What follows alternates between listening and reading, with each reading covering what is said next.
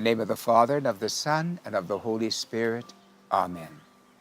My brothers and sisters, today we're going to speak about a very beautiful topic, which is love.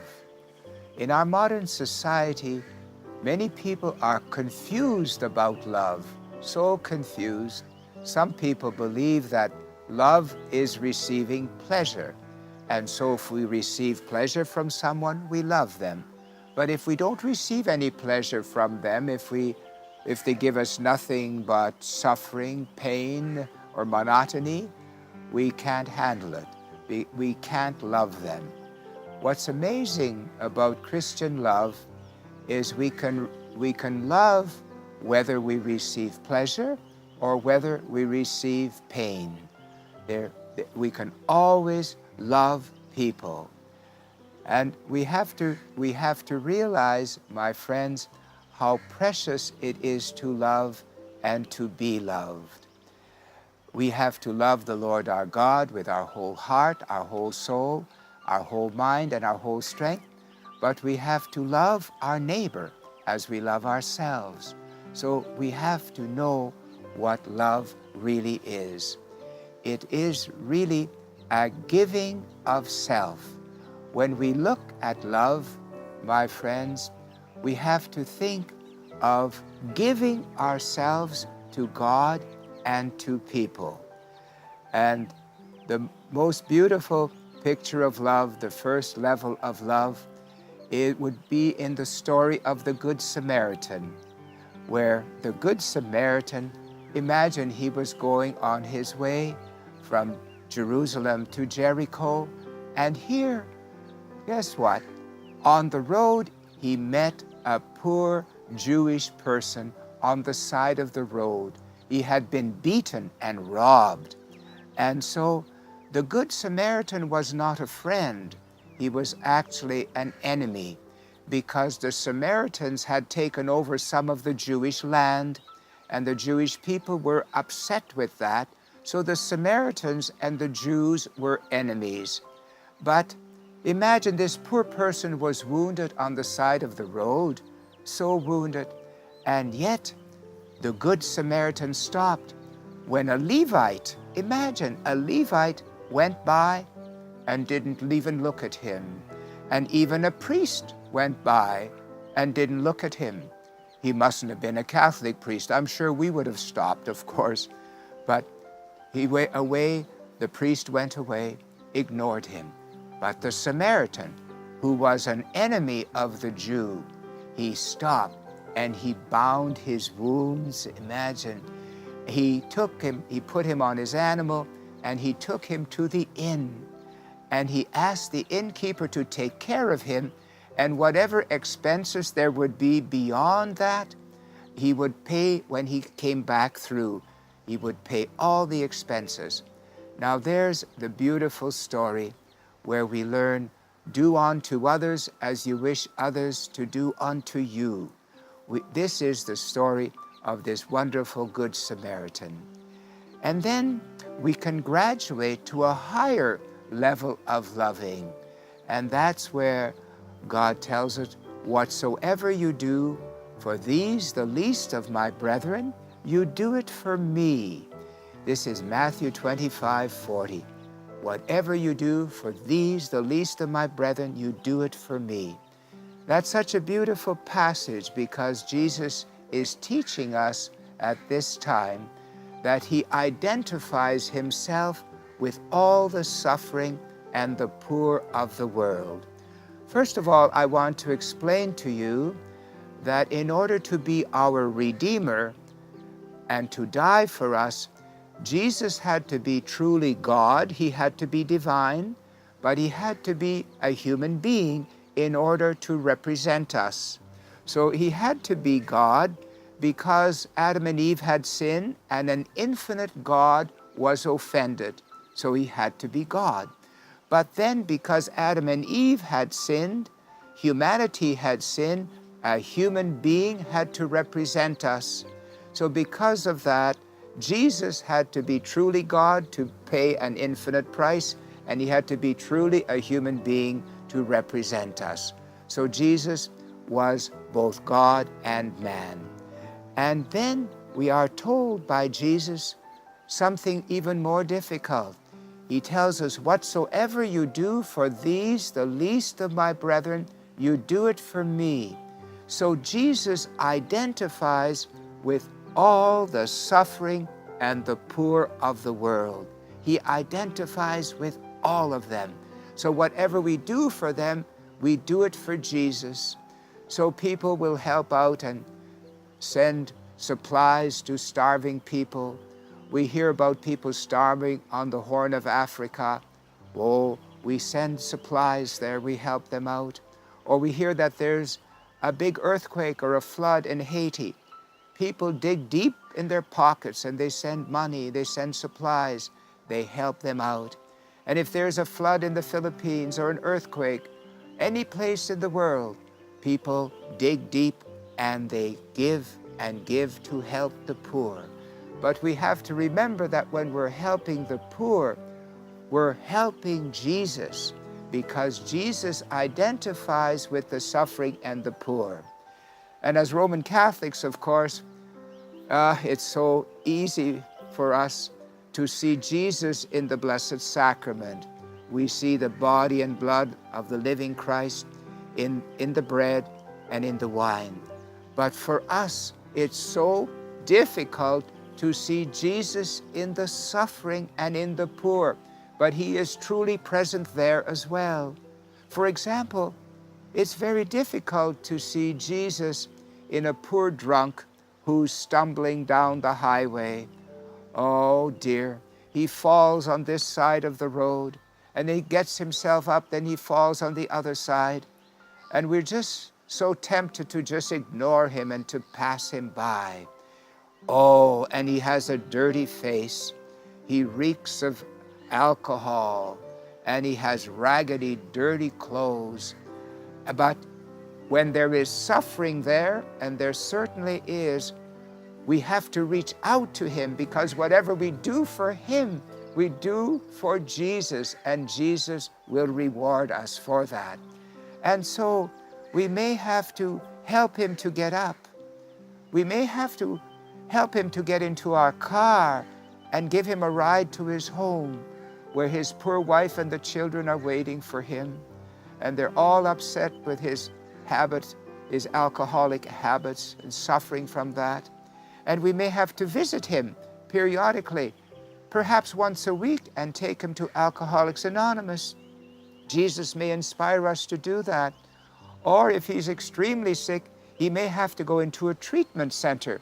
Then it requires finances and arrangements with government institutions and so on. But when he needs help, we have to see Jesus there, and we have to help him wherever Jesus is. So we have to remember that. Always, always see Jesus in the suffering and the poor. And you know, we all try to do good things for our Lord, and we try to do wonderful acts of charity and help people. I'm still learning. I'm still a beginner. But when I was preaching over in Belgium, here I had to get back to the airport. I had been there for 2 weeks and so on. And I had to hurry up because I had to catch my plane. And you know, I have a problem in that planes don't seem to wait for me. It's amazing. They just take off. They don't seem to care. And so I have a bad habit of missing planes. And here I was so nervous because I had a rented car. I had to turn in my rented car. Oh dear. And so I was hurrying. I was going through Brussels, but then I was so thirsty. It was hot. And I was looking for, if I could have found a 7-Eleven like in Canada or the United States, where they would have bottled water. I couldn't see, and I was driving through the city looking, where's some water? Finally, I found a store that had a bottle out in front. And then I parked my car, and I wanted to go pick up the bottle of water. But a lady came along. She was from Germany, and she parked right behind me. And I noticed on her license plate, Deutschland. She was from Germany. And she came out of the car and she spoke to me in German. And I understand German. I'm not that good at it, but I can understand quite a bit. And here, what happened? She had this bag of garbage, and she told me, she said, "Where do we put the garbage? Where do we put the garbage?" How would I know as a Canadian? Where do we put the garbage in Belgium? I have no idea. And so I didn't know what to tell her, but she was in such distress. She was white, she was perspiring, and Germans are very clean, extremely clean. They won't throw a gum wrapper on the ground, nothing at all. They're very, very clean. And so she was caught with this big dirty bag, and she didn't know what to do with it. She said, "Where do we put it? Where do we put it?" I didn't know, so I just said, "Give it to me, give it to me." And I took it. She was amazed that I, a complete stranger, would take this big bag of garbage from her. Pah! For me, it wasn't a big deal. I put it in the trunk of my rented car, and when I turned in my rented car, I just left it there. I don't think that was a wonderful act of love, but the lady sure appreciated my little bit of help. But you see, my brothers and sisters, whenever we see people actually suffering, no matter how they're suffering, whether they have migraine headaches, whether they're dying of cancer, no matter what people are suffering from, if there's extreme poverty, if the children don't have enough to eat, we have to reach out to them, because God tells us, "Whatsoever you do for these, the least of my brethren, my friends, you do it for me." And we have to do it for Jesus. And so, my brothers and sisters, today I want to remind you, all of you, how we have to really give ourselves to Jesus and reach out to him. And we can go to the highest level of loving. But so far we have learned that whatever we do for these, the least of our brethren, we do it for Jesus. So, my brothers and sisters, it is very important to understand what love really is, because in our society today, many people are confused about the meaning of love. But for us Christians and Catholics, we have to always remember that the best picture of love is Jesus on the cross. When you look at the cross, at the crucifix, you have the best picture of love that the world has ever seen. And on the cross, Jesus received no pleasure. No, he received nothing but the cruelest torture, suffering, and pain. You know, they whipped him at the pillar. They crowned him with thorns. They nailed him to the cross. But there's the greatest love there, because Jesus gave of himself. So when you think of love, it is essentially a giving of self. It is true that in a beautiful, blessed marriage, there is love, but that is really human love, and it isn't as powerful as the divine love, the virtue of charity. But it is very beautiful, and with that human love, we can build a family with the help of God. And so we always have to remember that love is very, very special. And if we ever forget what love is all about, look at the cross, look at the crucifix, because the crucifix is the best picture of love that the world has ever seen, the most beautiful picture of love.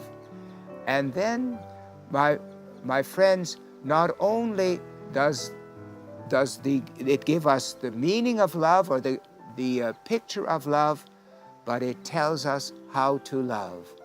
But the crucifix also tells us how to love, and now I'll explain that.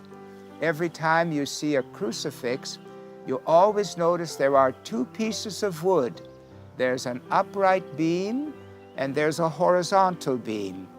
And the upright beam reminds us to love the Lord our God with our whole heart, our whole soul, our whole mind, and our whole strength.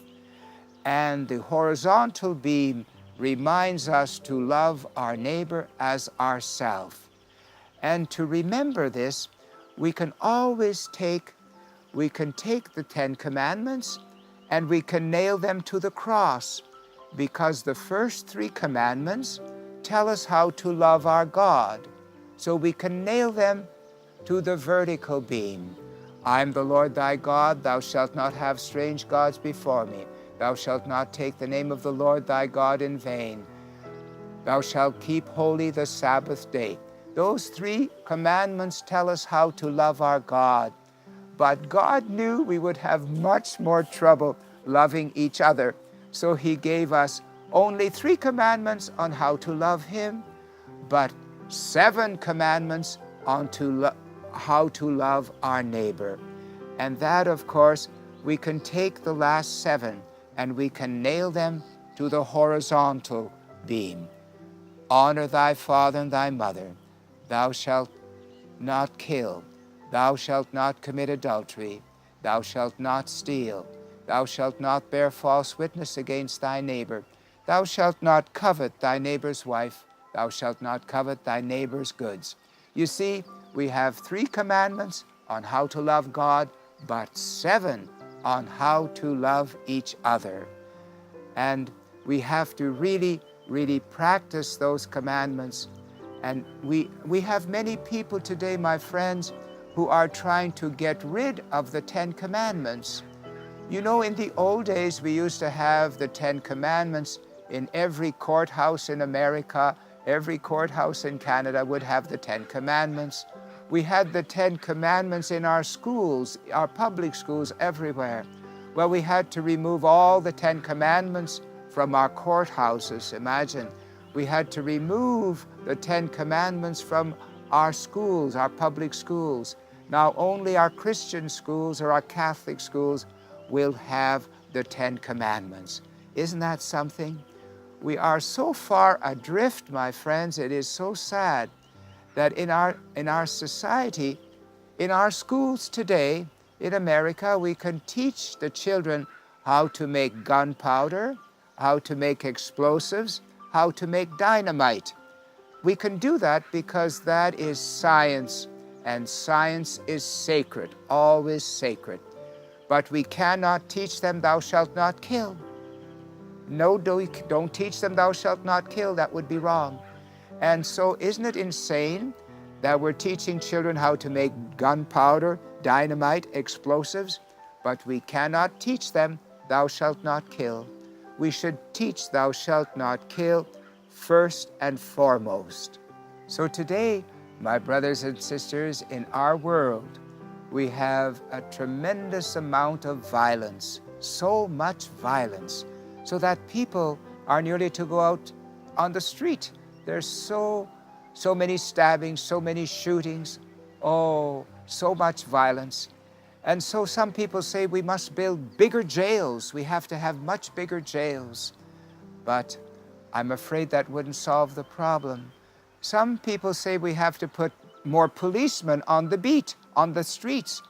More policemen may help, but likely not, because the problem is caused not by the lack of jails or the lack of police, but the lack of conscience. And we have too many people who are breaking the commandments. And the 10 commandments were given by God for everyone. And if we follow the 10 commandments, we have peace and love in the world. But you must understand that every time we break a commandment, somebody has to suffer. For instance, if I would break the 5th commandment, and if I would shoot this poor woman, I would shoot a poor woman, what is going to happen? She may be married, she may have 3, 4 children, and she has to die, and her whole family has to suffer because of my sin. I broke the commandment which says, thou shalt not kill. And I may steal money from a poor person who will not be able to eat that day because he won't have any money. If he's downtown, he has no money, he can't eat. Because I broke the commandment, thou shalt not steal. And even, my friends, you could say solitary sins, like sins of masturbation, things like that, which are against our Catholic code of ethics.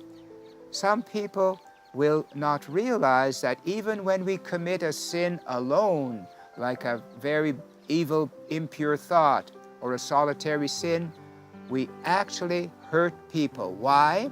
Because we all belong to the spiritual, mystical body of Christ. So just as if I have a toothache, it's going to hurt all over my body. I might not be able to go to work, but it's just a little toothache. In the same way, we all belong to the mystical body of Christ. And if I hurt someone in the mystical body by breaking a commandment, then the whole mystical body has to suffer all over the world. And this is going on all the time, my brothers and sisters. We're breaking too many commandments, and it creates a vicious circle, because every time I break a commandment, for instance, if we take thou shalt not kill, and I kill someone, I hurt people. So sinning makes hurt. Every time we commit a sin, we hurt somebody. And hurt makes anger. When you get hurt over and over, you get angry. And as you get angry, finally it explodes into violence. And when a person becomes violent, then they hurt other people. Then there's more hurt and more violence, and the vicious circle goes round and round and round. Now you will understand why we have so much violence reported on television, so much terrorism, because people are not following the 10 Commandments. And every time we suffer, every time we commit a sin, every time we commit a sin, somebody has to suffer. And that's easy to prove, like if I would punch you on the nose, that would be a sin against the 5th commandment. Not only not to kill, but we can't punch people on the nose. So if I commit a sin of punching you on the nose, that's a sin against God. Thou shalt not hurt people. But then, that's not the end of the story. If I punch you, you have a sore nose. Notice every time we sin, there's a sin against God and a sin against people. If I steal $100 from you, I break the commandment, thou shalt not steal. That's a sin against God, but then there's a problem. You are short of $100 and I hurt you. So every time we sin, we sin against God and we hurt people. And that's why we have so many angry people in the world today. So many angry people. I remember going to Home Depot and hear this man. I had parked a little crooked. I'm not a good driver. I parked a little crooked. And then he parked beside me. He came out cursing and swearing, and he gave me the finger. Oh my gosh, I didn't know what to do. So I gave him the peace sign. Wow, what a mistake. Then he really got angry. He kicked my car. He cursed and swore. He was so angry, I just drove away. Be careful when there's an accident or something. Call the police. Don't handle it yourself, because people are so angry today. Why? Because they're so hurt, and it's part of the vicious circle. We sin, people sin, it hurts people. Hurt makes anger, anger creates violence, and we create that vicious circle round and round. So my brothers and sisters, we have to work very, very hard to have peace and love in the world. First of all, we all have to pray. Pray for peace in our families. Pray for peace in our world, and pray for all the hungry people of the world, all the poor people of the world. Pray for the sick of the world. We have to pray. But then we have to do everything possible to see Jesus in people, and we have to help the sick, the hungry, the homeless, the poor immigrants who have no place to stay. We have to pitch in, and we have to help them. So remember, we must not only love God, we have to love God, and we have to love people. And pray hard for them, love them, take care of them, and God will give us peace and love in the world. God bless you.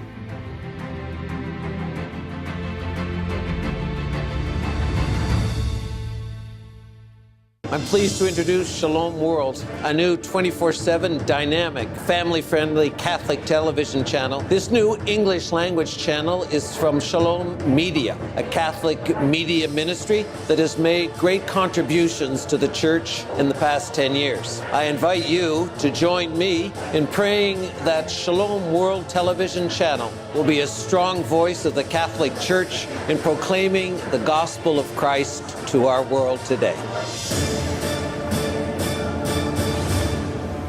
Shalom World, God's own channel.